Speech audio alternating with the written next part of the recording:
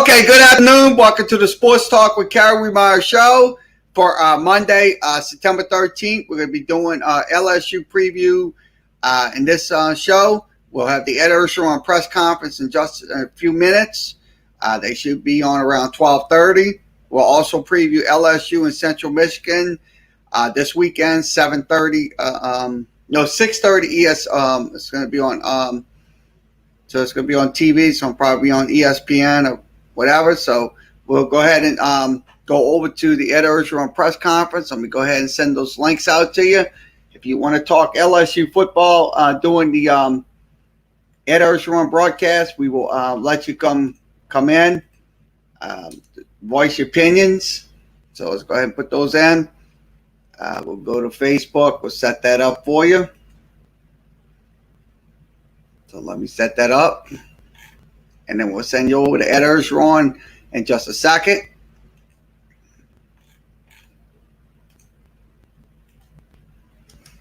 There it is. All the links are posted, Facebook, YouTube, and Twitter. Okay, let's go ahead and send you to Ed Orgeron's press conference. I'm going to go ahead and put it on as we go.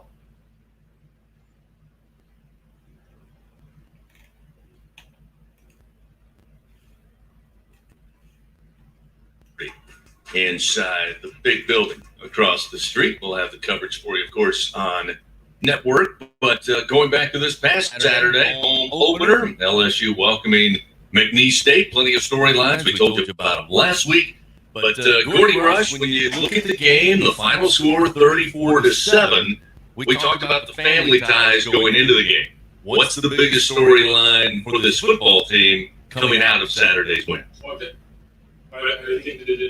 I think in the positive column, I thought defensively they made some adjustments, and for the better part of the game when it counted and the starters were on the field, LSU held McNeese under 100 yards, and that's what you expect. You expect LSU to dominate McNeese. I think on the flip side, the offense is still sputtering, and the offense is trying to find its identity, and that was not the sort of performance that you used to with LSU playing McNeese. So still some work to do on the offensive side of the ball. Yeah, I mean, it felt like that's what we talked about on the air, was there would be, that opening series, or I should say the scoring series for LSU looked good. They went back to tempo. They looked very well in control with that tempo, march right down the field. The connection from Max Johnson to Trey Palmer, they're on the board. That looked good. And then there were a couple of possessions where things were not as crisp, and that's kind of what we touched on last week, is getting that consistency. Now, part of that is, again, there were a lot of rotation at offensive line. They were short there. There were guys playing not their traditional positions, but you got to find a way to make that work. I'm sure Coach O's going to say that later. I mean, we got to go with the guys we have. But there's some of that continuity you just don't see there yet that hopefully you're going to see starting this week before you head into conference play. Yeah, on the offensive line, you had 4 new starters, and LSU struggled to run the football against the McNeese team that was a little undersized, and something even the backup for LSU should have had a little bit more success. I think get a little bit of push. And in the passing game, again, you just get everybody on the same page, running with some tempo, being able to execute. I think when Max was able to get protection, get rid of the football, and get a good pass, and there were some drops. And again, cleaning up the protection, getting more accurate play out of the quarterback, and catching the football and getting everybody on the same page. We joked Saturday night, and you and I can afford to joke, and Doug Morrow, the coaching staff certainly won't joke about it. But they gave up the touchdown late in the game. The defense really looked like they played well enough to hang the shutout. So they're probably going to talk about that drive and that pass that Carlos Williams able to score, I think, 44 yards out. But overall, defensively, they came away with 8 sacks. Cody Orgeron has been very successful. I think somewhere around 291 yards passing what he was averaging over the last 4 or 5 ball games, going back to this past spring when they played. And also is normally known to get some yards on the ground.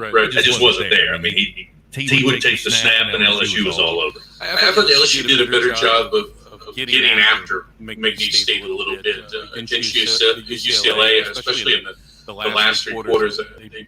I think they played a little bit more base and kept the ball in front of them. Of course, UCLA had something to do with that, with some of the things they were doing. But LSU was more aggressive. I think we had 7 sacks. LSU had 7 sacks.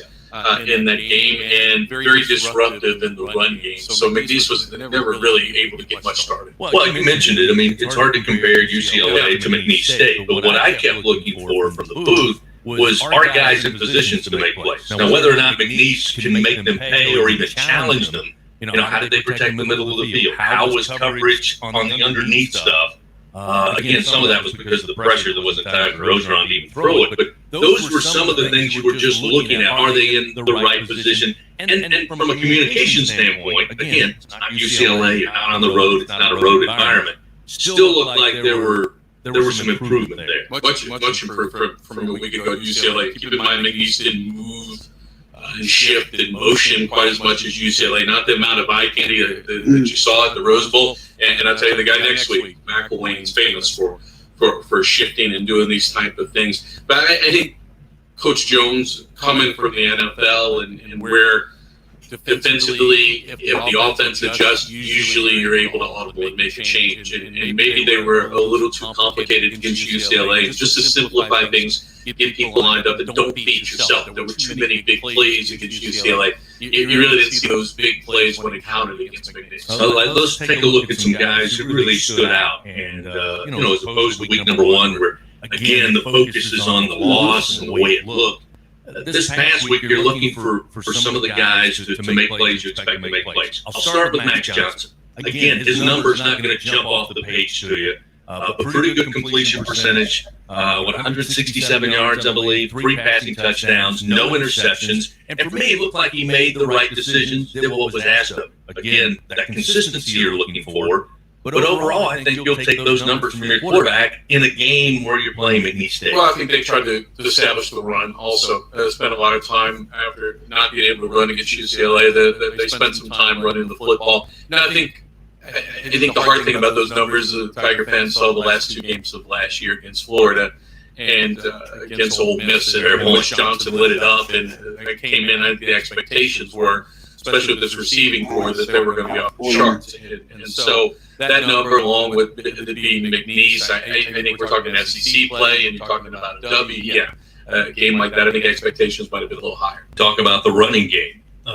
Again, a little bit better. Still not gangbusters running the football. But we did get to see the 2 younger guys. And Coach Ogeron sat here a week ago and said, hey, we got to find a way to get those guys in the game. For whatever reason, they weren't ready. We didn't want to put them out there against the Bruins, but we would see Goodwin and we would see Kiner in the game. Goodwin, the big 21-yard run, seemed to tweak his ankle, had to come out. He eventually would come back in, but didn't look like he was fully healthy in the game. And then Kiner, throughout the game, especially at the end, had the big rushing touchdown, looked great. Good field vision, got to the hole, made a few cuts, picked up his first career touchdown, and Ty Davis-Price had a 21-yard run that set up the score for LSU. Your thoughts on the running backs? Well, I like what the freshmen showed during the fall camp. You and I had a chance to see a scrimmage, and Goodwin was probably the best back at camp because he got a lot of reps. Ty Davis-Price missed both scrimmages, and John Emery just played in one of them. So he got a chance to show what he could do. And we got a little glimpse of that. Chris, he's really, really quick. He can get to the edge, and he has a tremendous burst. What I love about Kiner is he really hits the hole. He is physical, and he has great vision between the tackles. We saw a little sample of that. So it'll be interesting. First off, we'll hear from Coach and see what happened with Goodwin's ankle. He rolled it twice. They finally shut him down. For the rest of the game, it'll still have been a Kiner and Williams. But what's the rotation going to be? And is Goodwin going to be ready to go? All right, let's talk about the wide receivers. And it's a great segue to talk about Tabasco. Don't forget, Tiger fans, you can spice up and heat up your game day with Tabasco, official hot sauce of LSU athletics. Kayshon Boutte. All right, going back to the final 3, maybe 4 games, certainly the final 3 games of last year. Suddenly he arrives and everybody goes, okay, this is going to be the next great LSU receiver that will have a great career here and then move on to the next level. He's got 5 receiving touchdowns now. He got 2 on Saturday night. And maybe Trey Palmer's the guy that I'm looking at that suddenly last year kind of got lost in the shuffle. He had that big kick return against South Carolina, but from a receiving standpoint, as the season went on, it almost appeared like you saw less and less of him.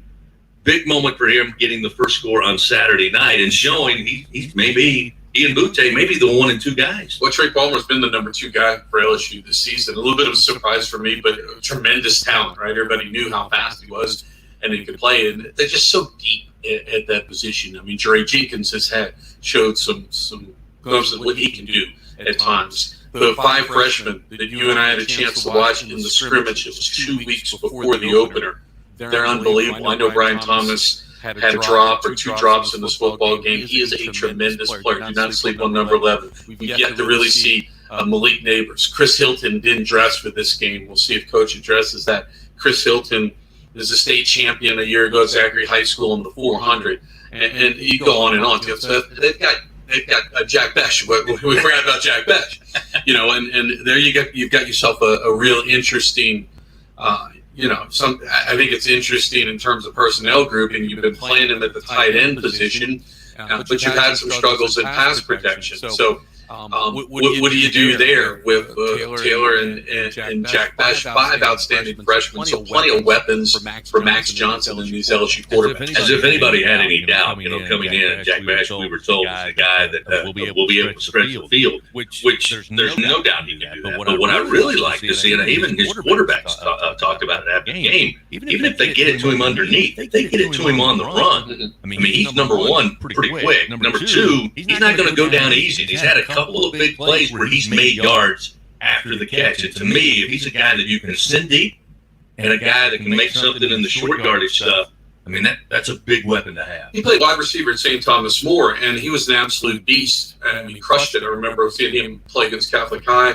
a season ago, and getting out wide, he could beat you deep and just out-physical you. And it's that physicality, I think, that has attracted LSU to move him down into the tight end, H-back, whatever, Y role, if you want to call it.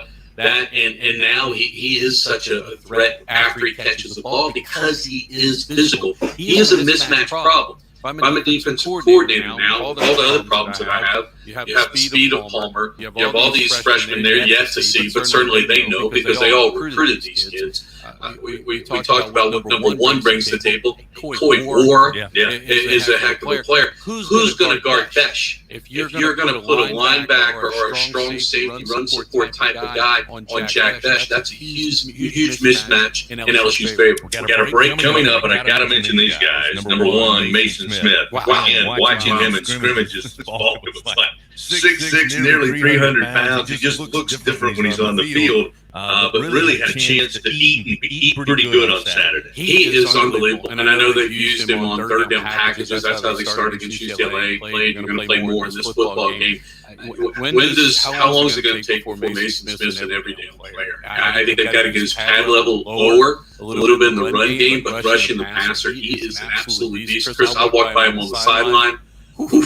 You said he looks different from your place. You ought to see in person. No thanks. Hey, real quick, when you set records, we got to talk about it. K. York, longest field goal in LSU football history last year with a 57-yarder. Florida comes in the game on Saturday, gets a 55-yarder. Suddenly, we're told that's the longest in Tiger Stadium history. And then not to be outdone or finished, he finishes up with a 56-yarder. Now the top 3 field goals in program history owned by K. York. I was under that goalpost at Florida and saw when he hit that game winner in the fog and still had probably 8 or 10 yards on it. That's the scary part. He can go deeper than 56 or 55. All right, we'll put that to rest. 34-7. LSU gets the 1-1 on the season. They've got Central Michigan coming up this Saturday again with the kickoff at 6:30. This note, we'll mention it when we come back. It was announced earlier today that the SEC opener in Stark Vegas is going to kick off just after 11 a.m. That's right, fans. Make plans accordingly. We'll be back. Talk about the Chippewas, and then later at 12:30, Coach Ed Ogeron will take the podium and set the tone for this week. Back in a moment, it is the Coach O press conference presented by Hancock Whitney right here on the LSU Sports Radio Network. Okay, once again, the Coach O press conference will begin. We'll return in just a few moments. I'm going to say this about what happened last Saturday. This offense, this offense is a little sluggish, but the truth of the matter is they're getting there. They're not there yet. So I'll be honest with you. I mean, once they get the improvements going in, then you'll be fine. Because once SEC play begins, when we take on Mississippi State, also that game will be at 11 a.m. On the 25th. So we will have that game for you. And every game here on Facebook, YouTube, and Twitter. We'll have the coaches show on Monday. So you want to, like I said, if you want to come in, video chat with us, you can video chat through the StreamYard links, post it in Facebook, YouTube, and Twitter. Or if you want to come in and do a regular chat, you can go through the chat room and write something. We will appreciate it. We would appreciate it.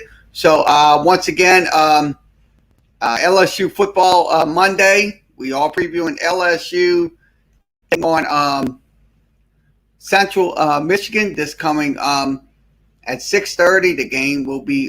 So let's go ahead and give you some notes on Central Michigan. I'm going to go ahead and put those up on the screen, and then we'll return to the Coach Hergeron press conference in just a few moments. So let me switch this back in.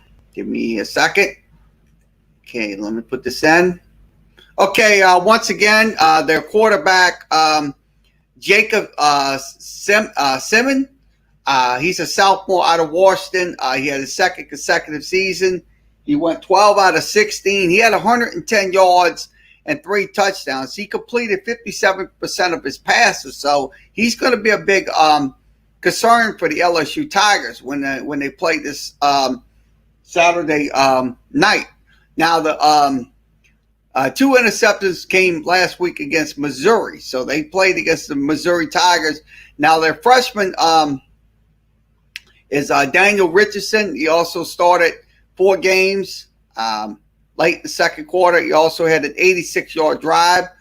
Also, Remy Simmons also is one of their wide receivers. Dallas Dixon, another receiver. So they got some talent when it comes down to it. So Central Michigan, I'm gonna be honest with you, they're no low cream puff team out of the MAC. So that's something right there. Now on the ground, 10 Chippewas notched at least 1 carry for they rolled up 310 yards. That's an average of 5.5 yards a carry. So that's something right there.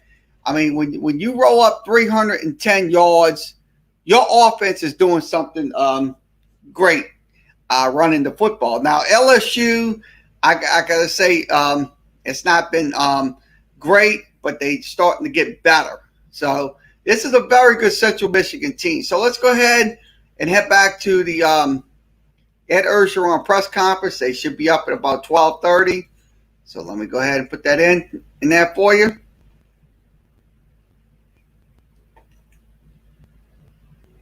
A lot of jet sweep stuff. He's got some good skilled players. He's got Khalil Pimpleton, Virginia Tech transfer, 5'9" wide receiver. He's got a little juice to him. Lou Nickel is his running back, kind of a bell cow running back with that. But they've been a little one-dimensional. And the big storyline up at Central Michigan this season was Jacob Sermon, was a transfer, 6'5", 240-pound pocket pro-style quarterback that came from the University of Washington. Just his 2 games into the season, 1 touchdown, 2 interceptions, mixed bag against Missouri in the opener, and they didn't really ask for him to do too much in that game against Robert Morris. So to me, on film, he's a traditional drop-back quarterback, but Chris, he's somebody with not great feet, can move well. And I think LSU can get after and put some numbers up there to try and stop the Central Michigan run. You know, and look back and watch some of the film. Yeah, I'm going to tell you, that 310 yards that they rolled up against, I think it was Robert Morris. That's not an illusion, folks. That's a fact. Per game on the ground, like just a tick above 200 through the air.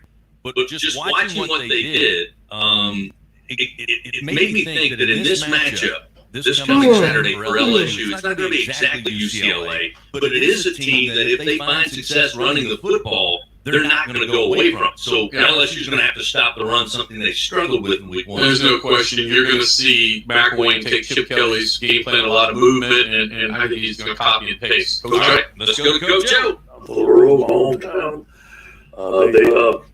Met a lot of people there at the Civic Center, people in need of supplies. I want to thank the administration for sending that down there. I was going to go down there. Me and Stevens maybe was on a helicopter and turn around because the weather was bad. So we wanted to be there, and we were there in spirit. I want to thank our student body for filling up the student section. Wow, what a great feeling. All our fans of the Tiger Walk, Saturday night at Death Valley, our freshmen were fired up, coaches were fired up. I want to thank all our fans, all our students for bringing the energy. A little bit about the game, we wanted to improve the run game, we did. We ran the ball outside, several players got the football, so I was pleased with the improvement that we saw in the run game. You saw 2 freshman running backs who I think are outstanding, and you'll see more of them along with tight ends. I thought they ran the ball well. We got a lot out of running game and more to get later on. We still have some ways to go in protection, we still have ways to go in tempo, and the way we approach the line, and we're going to fix that this week.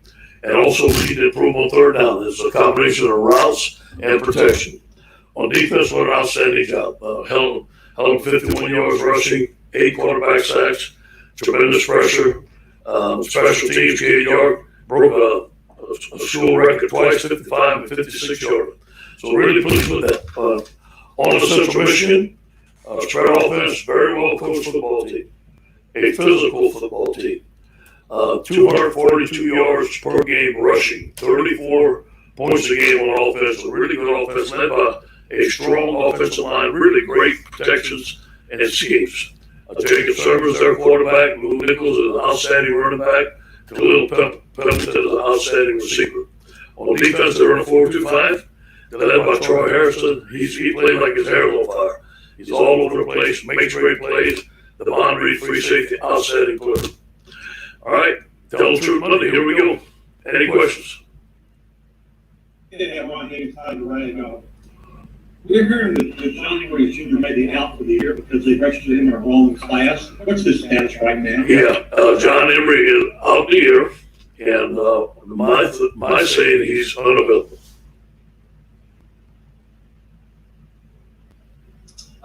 Hey, Coach, Jared from TigerDetails.com. I was going to ask about John as well as status updates on Armani Goodwin and Trey Bradford in that backfield. It seems like a lot of shuffling potentially. Yeah, I do believe that Armani Goodwin's questionable for this week, and it's a shame because I think he's an outstanding running back. Trey Bradford, I know who will be eligible for the game. We'll have to see how the week goes, and hopefully we can play him this week. Hey, you mentioned the tempo. I'm just curious, what do you think the kind of issue is there? Is it a coaching decision to kind of like work, so be a little slower, or is it the players are ready? I'm just curious kind of what the hang-up is. Yeah, I think it's more of, we're trying to look over and get the perfect play for the perfect defense. And we had a discussion, and we're better off sometimes on what we call war, go fast, and attack the defense. And we're going to practice that this week. Yeah, that game was in New Orleans. Do you think, I know Goodwin looked like he turned his ankle, but him and Kiner give you a little bit of that burst that maybe they can make something happen with holes on it there, and because of that, do you think that warrants more playing time for both of those guys at some point? Yeah, I do believe that they need to touch the ball more. And it's the same thing at Oswald Camp. Those guys are dynamite, man. And I think they both of them will be great backs. Now, we also like Ty Davis. He runs the ball well. He's a bull in there. Can run inside, outside. We need to use all 3 of those backs. Hey, Coach, this is Josh in Louisiana football. With as many drops as we're seeing by the number 2 and 3 receivers, did they spend time catching the 11,000 balls over the summer, or is this just a timing issue with them and the quarterback? Every one of them caught 10,000 balls, and they did it. And we had the few drops we had ever since I've been here. We registered those drops in any camp we've been in. So that came to me as a surprise. So we're going to go back to the fundamentals, go back to see why they're dropping the ball. Some of them are right on the money. It's their eyes, their hands, what they're doing with their technique. We'll go back to technique and also catching balls after practice on the judge machine. This is Glenn West with LSU Country. Just doing some quick research on Central Michigan. It looks like they have some pretty dynamic runners. How much are you keen on the running back this week for that game? And Just how you think the defensive line will respond to Well, yeah, I think they run the ball very hard. I think they make yards after contact. They hardly go down on first contact. Both the games I saw limited film this morning. I watched their first two games. I think their offensive line is very good. They have great schemes. They run all plays that normal people are running nowadays, but they attack you. They play fast. Offensive line comes off the ball well. Good zone scheme, and the running back run the ball very low and hard. Coach Joe Garland, Young Fox 8 in New Orleans. When you recruited Mason Smith, you knew he was one of the top players in the country. You told us this summer that he was going to contribute right away. What did the film say about his three-sack performance against Muni State? Outstanding. He had a little arm over. I thought he rushed the passer very well against UCLA. He had some great moves in there. And we use it on third down now. He's getting better against the run. He has a minor injury that he's still playing with, but he's got some bumps and bruises. But the guy is a monster. Cody told me, he said, Daddy, when my eyes came up, all I saw was number 0 every time. So. And Adam Hunsucker, with the offensive line kind of being in flux right now due to some injuries, what is the status of the 3 guys you're missing up there? Do you expect to have them back for speed? Yeah, I expect to get Jason Hines back for sure. Austin Dexter, maybe. We have to see how the week goes on. And Ken Wire is out for the game. And Coach, circling back to after the game Saturday, it just seems like the players were adamant about the gap and them playing to their potential. What do you need to do to bridge this gap to get playing to their capability? Well, I think practicing, scheme, coaching better. I do believe that we have the athletes on offense that can go. It all starts with protection first. That's mainly where our breakdowns have been. Now the wide receivers missed a couple of balls, but those guys are fantastic. I do believe that we can get the ball to our playmakers better in space and let them play. And hopefully we can make some improvement out this week. And whenever you get to Central Michigan this weekend, is there a plan to get Garrett Nussmeier snapping the game as well? We'll see how the weeks go by. I thought Garrett did well. Max is our starting quarterback. I thought he did some good things under some tough circumstances sometimes, but he did a great job. Garrett brought a spark to us. I like Garrett if I can play him on play. Yeah, Wilson Alexander from the Advocate. When it comes to tempo, is that something that you kind of have to just make happen, or do you have to be having positive yardage in order to play fast? Both. Obviously, you got to make it up. I think that we had a discussion this morning, and we looked at some things that we've done in the past, how we done it. We're going to practice it better. We're going to have a session of tempo every week, every day this week, and we're going to push it more. Hey, Coach, good morning. Can the communication be improved between compliance and you guys in terms of things like John Emery or people wondering how did that happen?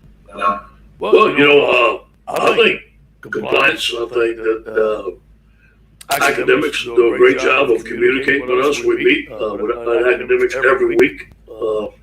And so that's all I'm going to say about that, but I think they do a great job. And we talked to Kate, of course, after the game, and obviously he had a tremendous game. How far out would you be comfortable with letting him try it again? Obviously, if it's a desperation situation to tie the game or win it, and it kind of depends on the situation of the game. But how far out do you think he could legitimately try one and make one? Because those look like they'd be good from 60. Yeah, I've tried 60. It all depends on the game, and I was going, that's stupid. But we had a nice shot at 60. I let him try. I think he deserves it. Hey, Coach, Matt Trent, WBRZ. I've got two for you. First one, what's the status of Chris Hilton this week? I noticed he didn't dress on Saturday. Just didn't know if there's anything serious injury-wise.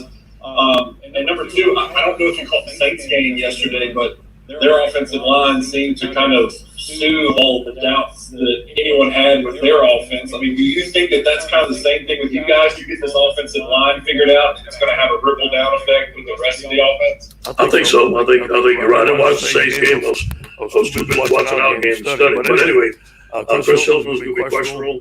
I do believe that the offensive line has to gel. We have to help them out.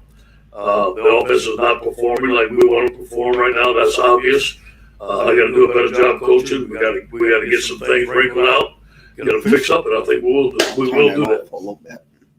Hey, I said again, do you think the UCLA game at all maybe rattled the team's confidence, or do you think this is still like a very highly confident group right now? Yeah, I think they're confident, and I think it showed that we have to get some things fixed. It showed our weaknesses. I like when you play a good team to show your weaknesses. Thank God we found out what our weaknesses was so we could fix it at the beginning of the year. And I think all those things that happened in the UCLA game, we're working on fixing it every week. I'm running UCLA players again today because I know we're going to see it. And the mistakes that we made in the UCLA game, some of them got fixed on defense. Now we played a lower tier team that wasn't as talented as the offensive line. I understand that. But we have to continue to fix those things because we're going to see them again. Hey, Coach, it's Michael Howell. Right around the corner from you here. I was curious about two things. The check with me, you talked about tempo earlier. Yeah. Is that something that you guys can eliminate? Because it does seem to be stifling, the tempo and the flow. Yeah, we're gonna minimize the check release. I can't give them a whole game plan, but you know what? It does give the defense a chance to change their defense. We've been checking with me, and they have changed their defense almost every time. So we have to look at it. We have some mechanisms which we're gonna put in this week to fix that. And my other question was, so many guys at Green Clothes, they made me think that maybe, it was an issue, and you don't necessarily need to address what the issue is, but is it correct to hold the table? Is it a one-time thing, or will you be able to, is it going to be like that, for the Central Michigan game? As far as the guys, most of the guys on that didn't play were for injuries. Most of them, not all of them. And some of them will get back this week, some of them will not. Now, John is unavailable all year. He's the only one right now that's unavailable all year. Coach, your interim year in 2016, you had a guy wearing 13 named Wayne Thomas who was making plays all over the place for you, and now he's part of your staff. It seems like he's always, we see him upbeat and happy to be there. What kind of, I know he's just an analyst, but what kind of future do you see for him? Phenomenal. Outstanding young man, love him. Very loyal to LSU in the program. He's a great communicator, does a tremendous job recruiting. He knows everybody. Outstanding coach. He was an outstanding player for us. And I do believe when he gets his chance to coach, he's going to be great.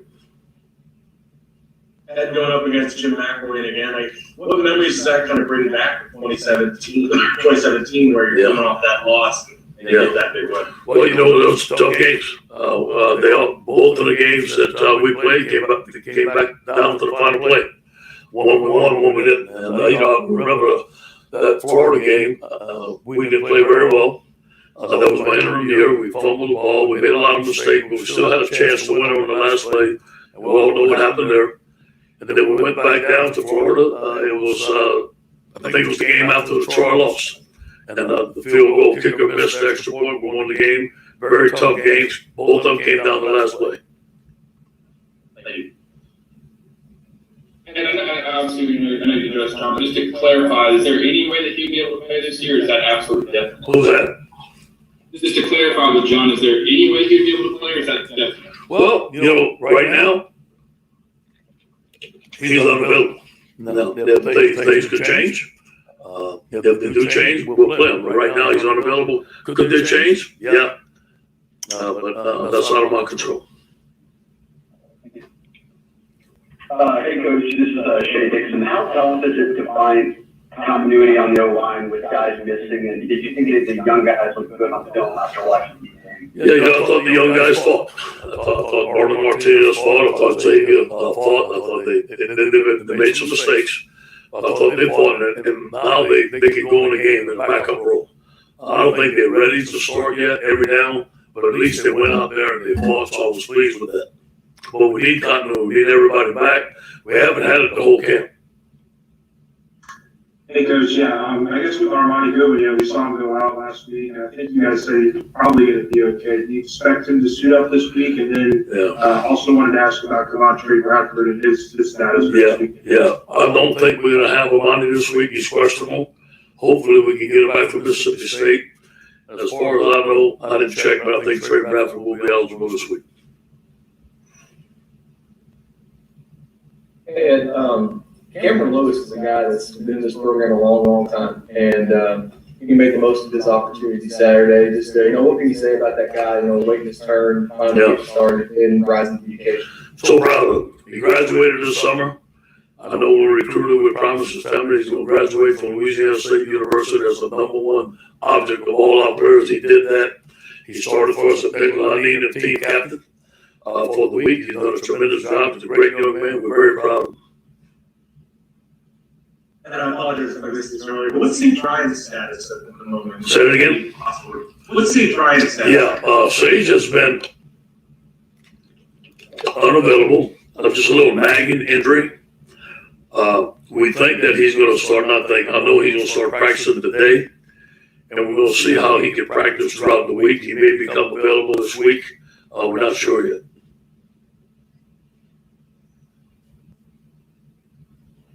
Hey, Coach Jared again. You mentioned Mason Smith earlier. He and Jaquelin Roy both seem like they've really started the season strong. What can you say about the performance of those two, particularly when they're together in the middle? Yeah, proud of them. Recruited both of them. It was a hard battle. Both of them in the state of Louisiana. They decided to fight for Louisiana. I love them. They're both great young men. Jaquelin Roy has gotten in good shape. He's learned how to play at this level. He's a dominant force inside, big physical guy, LSU defensive lineman. Mason had no problem adjusting. He's done a tremendous job. He's a great pass rusher. He needs to work on his run defense a little bit more. Both of them will be outstanding players. Thank you, guys. All right. Once again, Coach Orgeron talking about Central Michigan. I'm going to be honest with you, look. All the corrections should be going through this week. So I think in this game, I think the corrections are going to be they're going to be straightened out this week. So once again, Ed Orgeron, we'll have him next Monday as well. So let's go ahead and give you a preview of Central Michigan. I'm going to go ahead and put those in. Let me get the and then we'll go through their films. So I'm going to go through the films as well. So if you want to come in and talk about LSU football, last Saturday's game against McNeese, you can come in through the StreamYard link. That's a video chat. All three networks are posted with the links. Also, if you want to come in chat, that'll be fine. Let's go ahead and finish up Central Michigan. I'm going to be going through the notes. Okay, the kicking game. Central Michigan punted just once with Luke Lizica. He had a 42-yarder under 6 minutes remaining. That was against Robert Morris. That was at the Robert Morris 5-yard line. And Central Michigan's place kicker, Marshall Meter, had a field goal. He had a 46-yard field goal. He also missed a 28-yard field goal.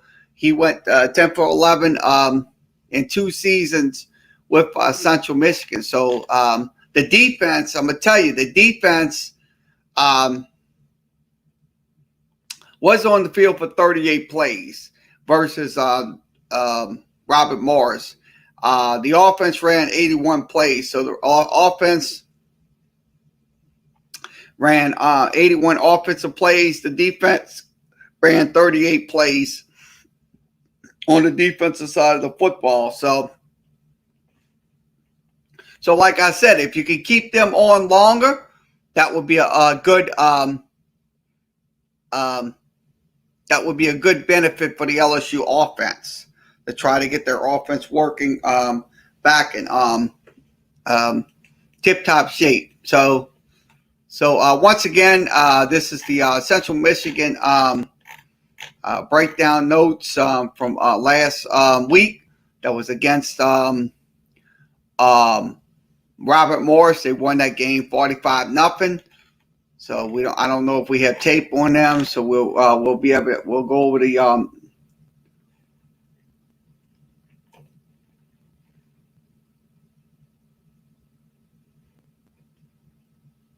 I'm gonna see if we got we do got tape of the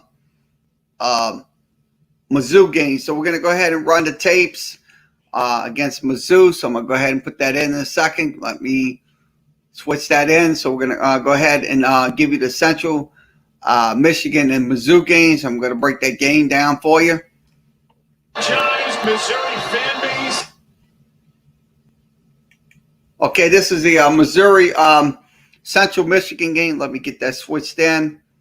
Sorry about that. And we'll break down the stats for you as we go. So I'm going to go ahead and break down and run the stats. Okay, this is Central Michigan. Okay, let's go ahead and break this down. So I'm going to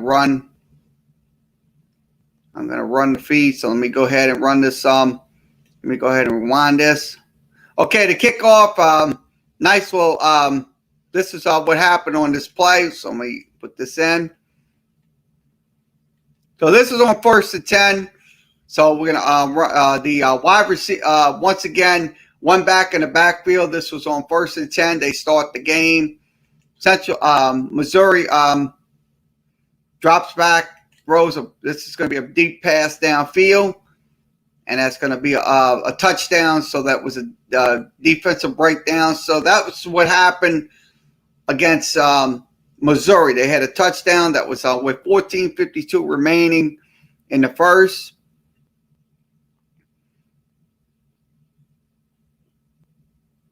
Okay, that was a good reception right there by number 31 against the okay, this is on 1st and goal. Central Michigan rushing 4 down linemen. So they rushing 4 down linemen, and Michigan in their Mizzou in their I formation. They run the ball up the left side for the touchdown. So it was a pretty good penetration versus the Central Michigan defense. Hold on.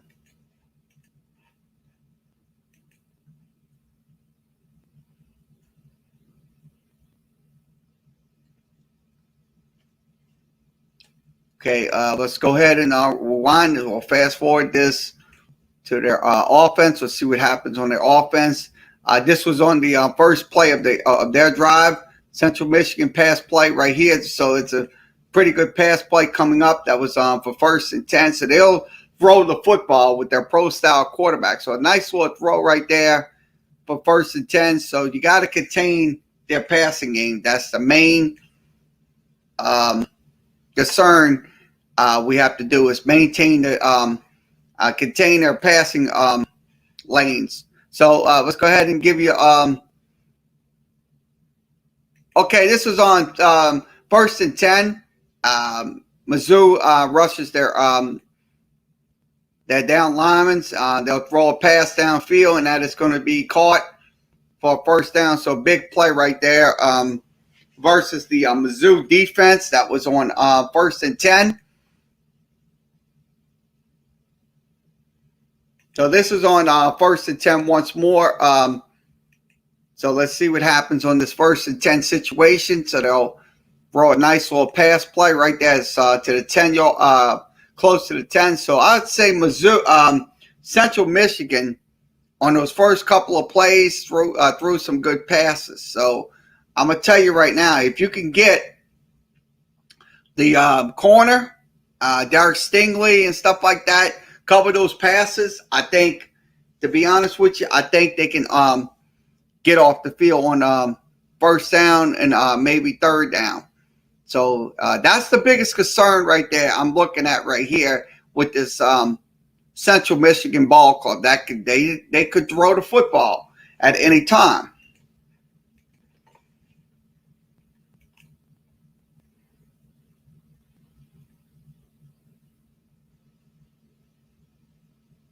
So this is Simeon again. He's back in the shotgun, one back in the backfield for Central Michigan. So let's see what happens on this play. He'll hand the ball off, and looks like he'll number 7, their running back. He bounces off the Mizzou tackle, so it makes a good little run right there. So it brings another 1st and goal situation. This is on 2nd and goal. Central Michigan back in their shotgun formation again. He would throw the football right here. This would be on a down-to-down situation, so a catch for the touchdown. So they tied the game at 7. So it was a good touchdown pass from Simeon. So good catch, good pass right there. So they would kick the extra point and make it 7-7. Then Mizzou would be back. Central Michigan would be back on defense. So let's see what happens on this play. They're in the shotgun. They would hand the ball away to number. Let's see. That would be a first down. So that would be a good first down run right there. So he gets a good run up the middle. So good run up the left side. So let's see. We'll fast forward to another play. We'll give you another play. Okay, this is on 3rd and 5 situation. Their quarterback back in the shotgun formation. One back going in the backfield. So let's see what happens on this play. They'll drop back and throw a nice little strike right there to number 2. So that wide receiver, number 2, is a pretty consistent wide receiver for Central Michigan. So he gets the big gain right there. Gets it out to the 50. Okay, this is on 3rd and 3. Shotgun formation, one back in the backfield for Central Michigan. So the quarterback for Central Michigan would hand the ball off. And they get some big runs right there. So that was a pretty good run by number 7. So pretty consistent run by number 7 to get the first down. So they had some pretty good pass plays. They had some pretty good run plays against the Missouri defense.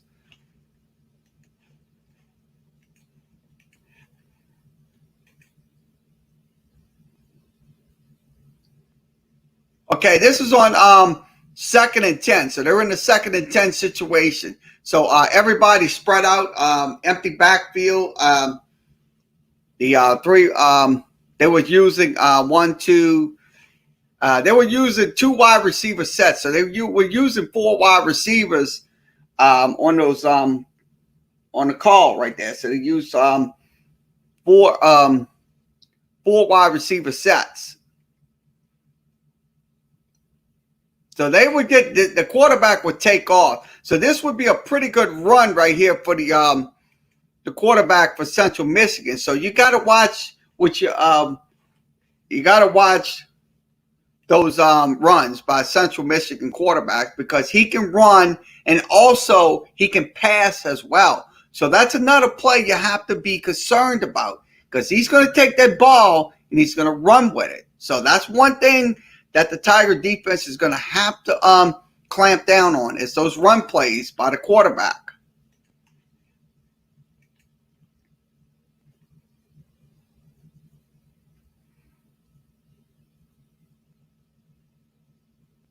Okay, this is on 3rd and 9 situation, 3rd and 9. Ball was spotted inside the 30, I would say 29-yard line. This would be another pass play coming up. He would that would be a good penetration. That's an excellent penetration by the Missouri defense when it came down to it. So a good defensive play by Missouri.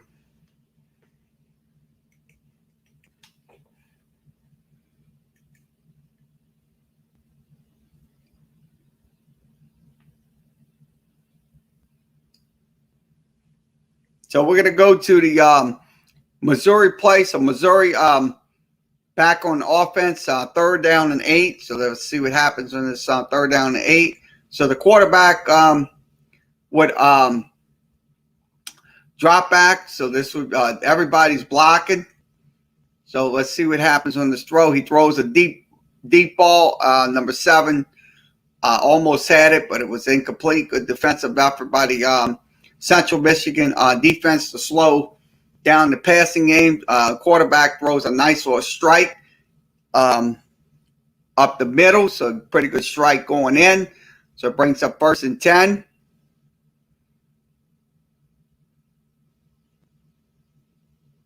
Sermon, this is another quarterback shotgun formation for Sermon. Sermon would look for a pass.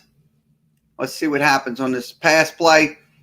He would call for the ball. He would throw the pass, and that pass would go, let's see, towards so that's one man covering the wide receiver. So he's covered on that wide receiver play.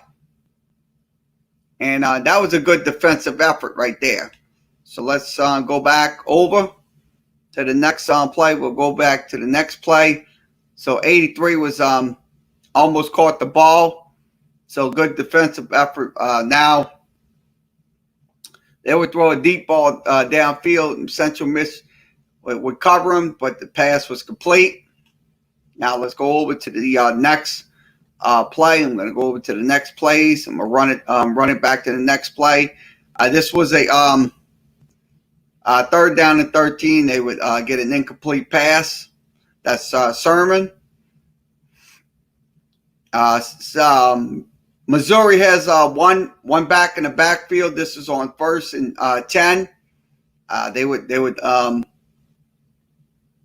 come up with a pass play. This would be a good strike pass play for Missouri. Central Michigan defense covering that play.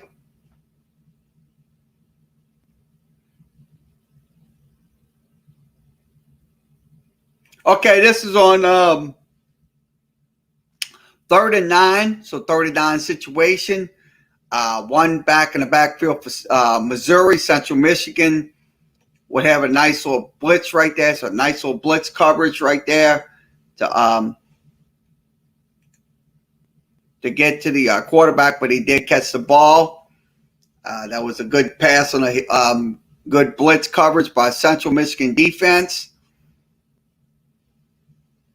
Okay, this is a pass play. So good defensive effort by the Central Michigan defense. That would be on a 4th and 1 situation.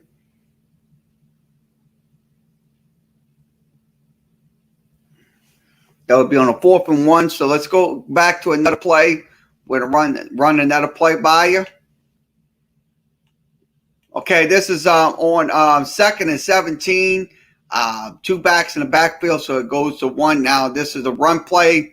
Number 2 gets the run, and he goes for a big gain. So that's a pretty good big gain right there by the Central Michigan running game. So that was a 1st and 10 call right there. Now, this is what they're going to do right here. They're going to look for their pass, and they're going to go deep on this pass play. This is a good pass play, but it was an interception by Missouri. So we're gonna run another play by us. I'm gonna run another play. Okay, this is on defense. Missouri gets a nice little run, so it's on 2nd and 9. So they run the ball and get a 1st down on that run play. Okay, they would go to the left side and get another 1st down. So a nice little run by Missouri. Okay, let me fast forward it to another play. I'm going to fast forward it to another play by Missouri. So this is on 3rd and 3, so they'll get that run. Now let's go over to the next play. I'm going to switch it over to the next play. So this is a incomplete pass. Okay, this is on 2nd and 2. They would get a run play up to the right side. So good run play by Missouri's offense to penetrate the Central Michigan defense. So it was 23-14. So we're going to roll it again. So I'm going to roll it to this play. So this is on 3rd and 1. Central Michigan would run the ball up the middle, so they would get that 1st down. So definite run. So they'll go to the left side on this run. That would be number 7.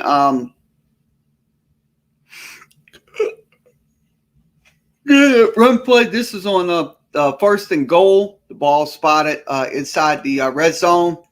Let's see what happens here. Central Michigan. It's 24-14. Then the run play comes up, and they would get a short gain right there on that run play. So that's why I say it's important that we get short yardage.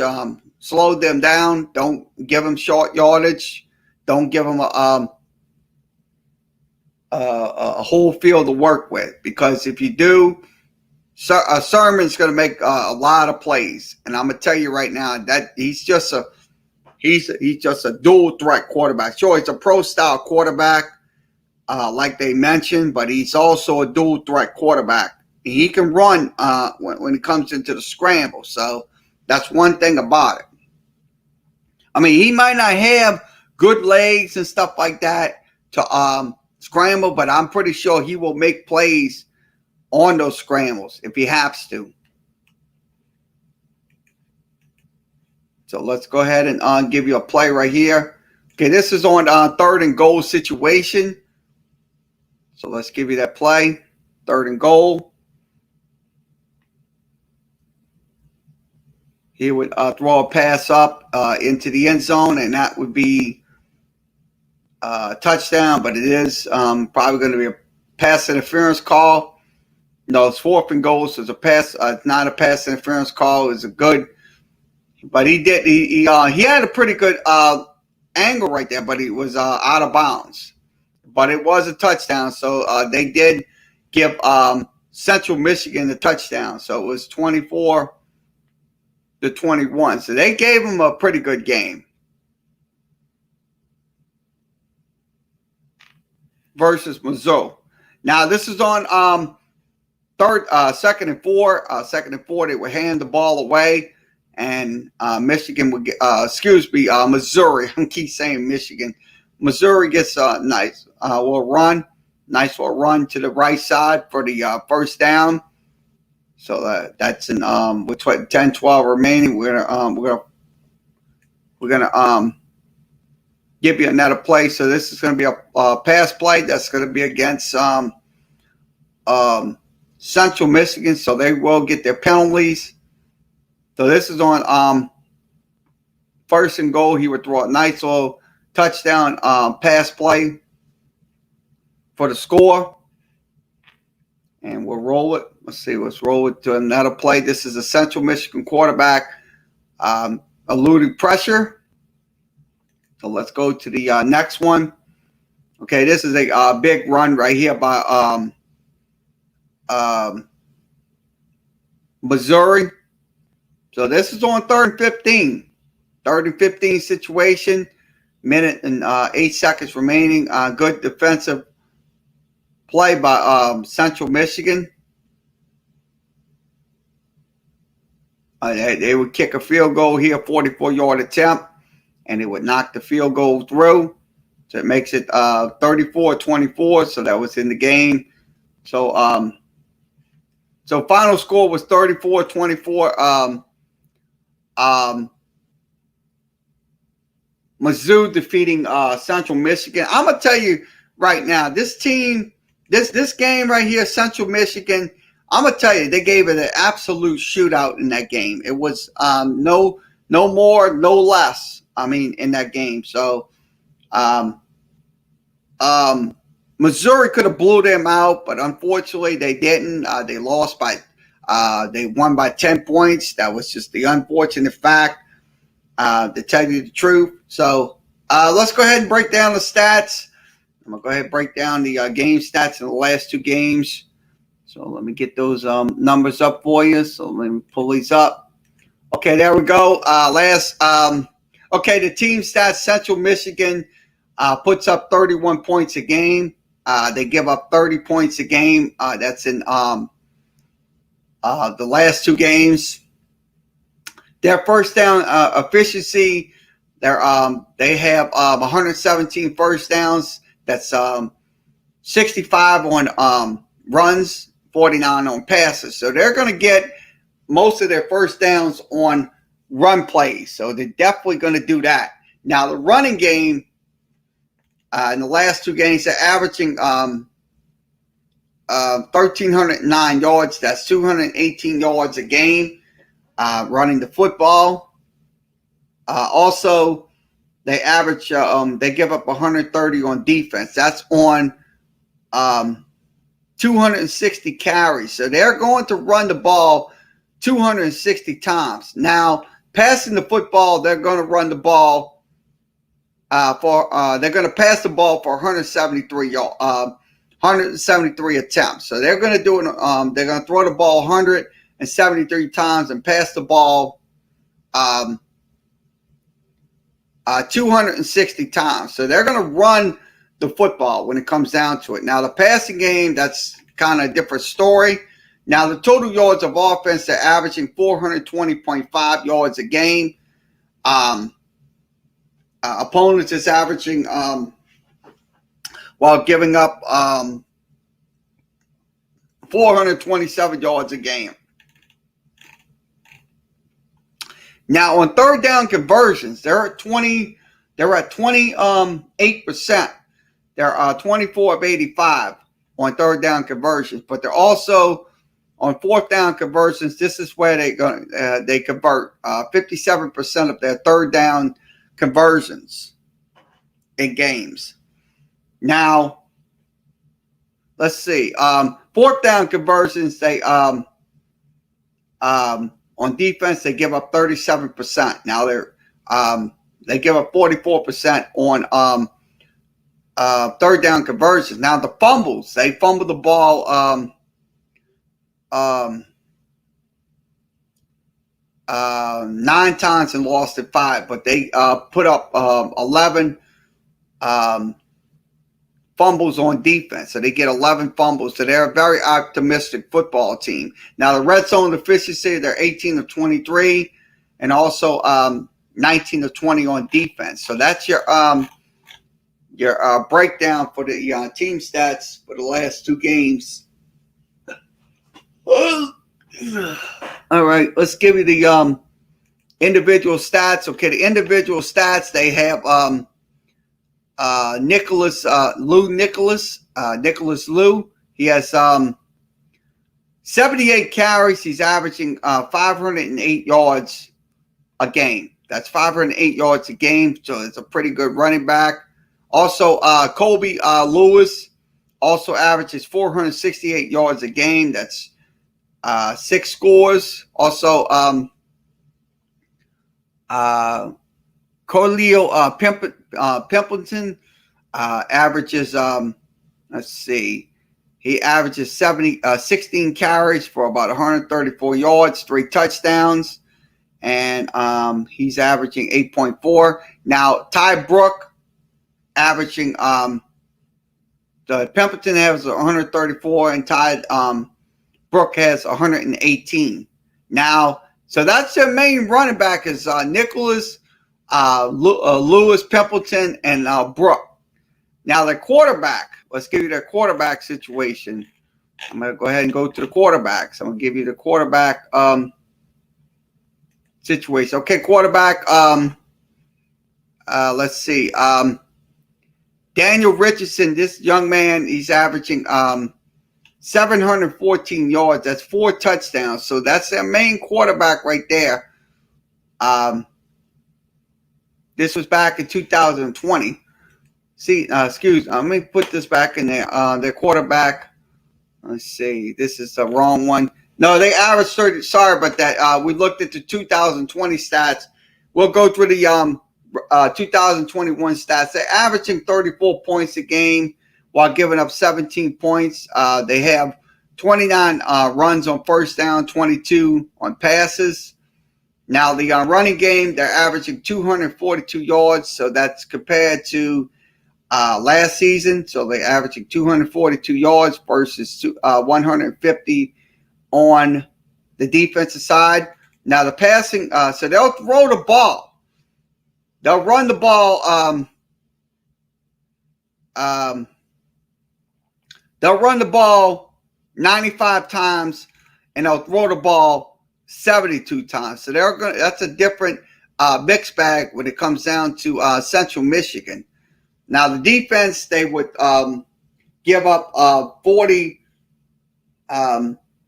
attempts. That's on 26 completions on defense. Now the total yards of offense, they have 495 yards of total offense while giving up 288 yards of total offense. They have 9 touchdowns total compared to 4 on defense. Now, let's see. Time of possession, Central Michigan take care of the ball. They're at 34-19. Defense is on the field only 25 minutes. Now, third down conversion, Central Michigan is at 46%, and also they're at 60%. So they're definitely going to convert on third down and fourth down. So that's one thing LSU is going to have to be aware of, is not allow Central Michigan to dictate the game. So that's the thing about it. In the game, they have to stop. Don't allow them to get those third downs and convert on fourth down. Now the defense only gives up 8.70%. That's 2 of 23. Now the sacks, they have given up only 2 sacks a game, but put up 11 sacks. So their defense is very aggressive when it comes down to those sacks for loss. Now, the red zone efficiency, they went 8 for 10. So red zone touchdowns, they're 8 for 10. So they go out of 10 attempts, they score 8 times in games. Now, their individual stats, we looked at them. Same people. That's Nichols with 214 yards. He has 2 touchdowns. Darius Bracy has 94 yards in the game. He has no touchdowns. So their main running backs are the consistent. They averaging 5.3 yards per game. Now, let's give you the quarterbacks. I'm going to give you the quarterback. Okay, Jacob Sermon has 2 interceptions and 4 touchdowns. His quarterback rating is 128.2. They also use Daniel Richardson. That's another guy they use in games as well. And also Pimpleton. That's another guy they'll use quite so often when in those games. Now, the wide receiver core, let's go to the wide receiver core. Dallas Dixon has 10 catches for 156 yards. He's averaging 15.6 yards per game. Ja'Cory Sullivan has 10 catches for 136. He's averaging 3 touchdowns. He's also has a average of 13.6. Nichols Lou averages 5 catches for 42 yards, so it's another guy. Pimpleton averages 5 catches for 42 as well. Remy Simmons averages 2 catches for 39 yards. And Marion Lukes also has 3 catches for 27. So their main wide receivers is Dixon, Sullivan. So that's their main wide receivers for the Chippewas. Now let's go over to the defensive side of the football. We're going to look at the defensive side. I'm going to go ahead and give you those. Okay, the defensive side, their main sack guy is Thompson and Combe. He's averaging 1.5 sacks. Now, John Wally Whiteside's another guy that averages 1 sack a game. So they're averaging 2.0 yards. So they give up 11 sacks a game, and while having 2 sacks on their defense. So that is their defensive side of the football. So let's go ahead and call this a game. Okay, like I said, once again, you're going to see their running game come out in that game this Saturday. So what LSU's defense has to do is mix those coverages up, because if you allow them to allow Central Michigan to go in there, throw the ball, and then run the ball whenever they want, you're not going to win the game. So the defense has to get a lot better when it comes down to it. The defense has to slow down their progressions in the game, because that quarterback, Sermon, I'm going to tell you right now, he might not be the best runner, but I'm going to tell you what, they'll have somebody that can be that quarterback that can run the football. So once again, thanks for joining us for this edition of Sports Talk with Kerry Wehmeyer Show. We will be back later on this evening with Saints Coaches Show. We'll have that from WWL. So the Saints Coaches Show will be on later on. We'll have news during the Coaches Show. And tomorrow we'll have Tulane preview, Tulane versus Ole Miss. That'll be tomorrow, so we'll preview Tulane and Ole Miss. And once again, we'll have Saints on Wednesday as they take on Carolina. So once again, everybody have a good rest of your Monday afternoon, and we'll see you later. Like, share, and follow us. Let me go ahead and put that up on the screen. Like, share, and follow us on Facebook. Like, share, and follow us on Twitter. Like, share, and follow us on YouTube. Also, like, share, and follow us on Instagram. So, for myself, push the buttons here at StreamYard. Everybody have a good rest of your Monday.